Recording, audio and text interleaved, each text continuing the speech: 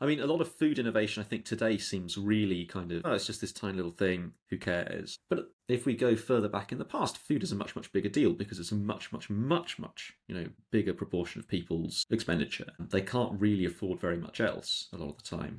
When we think of just how much spending today goes on food, it's, in a wealthy country, it's going to be at most 15%. In even in the poorest countries in the world, I think it's just over 50. And we're talking like the real right at the bottom of the tail end. Throughout most of human history, before a few hundred years ago, it's easily 70 to 80%.